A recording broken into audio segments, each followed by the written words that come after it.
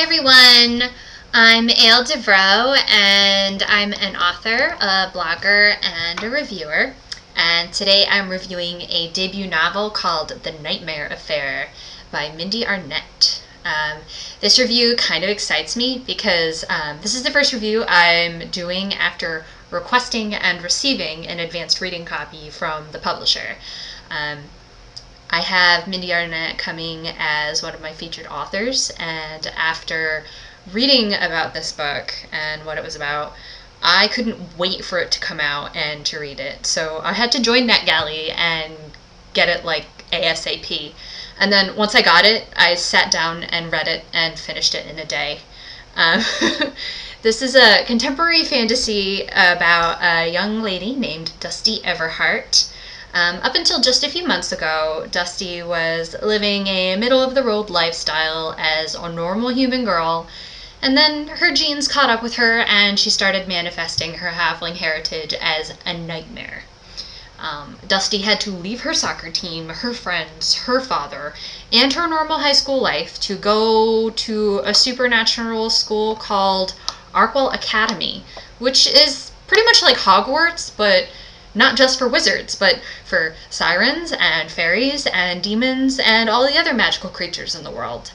So at Arkwell Academy, Dusty's a complete social pariah, not only because her mother went to school there before her and totally made everyone hate her, but also because she's a nightmare, which is considered one of the most detested magical creatures possible. Basically, a nightmare is somebody who feeds off of something called fictus, which is dream energy. Dusty has to literally sit on people's chests and dive into their dreams, and that can get oh so awkward. As if that wasn't sucky enough, Dusty's feeding schedule is strictly controlled by a magical spell that compels all creatures of magic to follow certain rules and do as they're told. So this spell picks who she feeds off of and when, and she really can't say no to it because it basically compels her. So of course it makes her go feed off of this kid, Eli Booker, who is a redonkulously hot guy from her old high school. And he's dreaming something really weird, something about her world, which he shouldn't be dreaming about because humans aren't supposed to know about the magical world.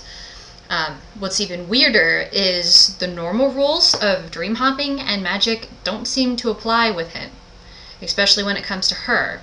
And he catches her in the act and boots her out of his dream and then yells at her and she has to run away. Awkward moment. Well, you eventually come to find out that Eli and Dusty are a pair of dream seers. The dream that he had actually came true, and now there's a murderer on the loose. And the Magi Senate has taken matters into their own hands and enrolled Eli in Arkwell Academy. And they want Dusty to feed off of Eli's dreams. Permanently. So now Dusty and Eli have to kind of pair up, and they have to somehow use Eli's dreams to catch this killer and prevent him or her from fulfilling an evil plan that could throw the magical world into chaos. But obviously life's not that easy, so as soon as Eli arrives, he kind of hooks up with this siren that Dusty hates, and he becomes best friends with this jerky wizard who picks on Dusty whenever he can. Plus his dreams kind of blow. They're very boring, and yeah. But eventually they figure things out. Dusty was a sympathetic, compelling character with a fun sense of humor, and the world and the characters are vivid and new, but there are some old, faithful legends intertwined into the plot that will definitely please some fans of fantasy, especially people who really like Arthurian legend, which I do, which made me really excited to find it in the book. The plot is fast-paced and leaves you guessing until the end. I laughed. I cried a little bit. I cried mostly while I was laughing. But there were definitely points where I also wanted to bodily harm some people because they were just stupid, and I just felt really bad for Dusty in some pieces of this book. it was a darn good book, and I definitely recommend this book to anyone who's into fantasy, the paranormal, and plucky young heroines who often let their faults run the show. Don't forget to check out my interview with Mindee Arnett on my blog and pick up your copy of The Nightmare Affair today.